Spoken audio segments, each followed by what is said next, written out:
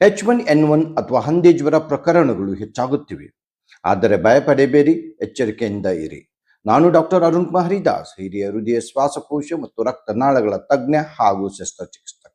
ಹೆಚ್ಚಿನ swine flu ಸೋಂಕುಗಳು ಕಡಿಮೆ ಗಂಭೀರವಾಗಿದ್ದು ಸಾಕಷ್ಟು ವಿಶ್ರಾಂತಿ, ನೀರು ಮತ್ತು ಪೌಷ್ಟಿಕ ಆಹಾರದಿಂದ ಚೇತರಿಸಿಕೊಳ್ಳಬಹುದು. ಜ್ವರ, ಕೆಮ್ಮು, ಗಂಟಲು ನೋವು, ಮೈಕೈ ನೋವು ಮತ್ತು ಅತಿಯಾದ ದಣಿವು ಸಾಮಾನ್ಯವಾಗಿ ಇವುಗಳ ಲಕ್ಷಣಗಳು. ವೈದ್ಯರ ಸಲಹೆ ಇಲ್ಲದೆ ಆಂಟಿಬಯೋಟಿಕ್ ಅಥವಾ ಆಂಟಿವೈರಲ್ ಔಷಧಿಗಳನ್ನು ತೆಗೆದುಕೊಳ್ಳಬೇಡಿ. ಕೈಗಳನ್ನು ಸ್ವಚ್ಛವಾಗಿ ತೊಳೆಯಿರಿ.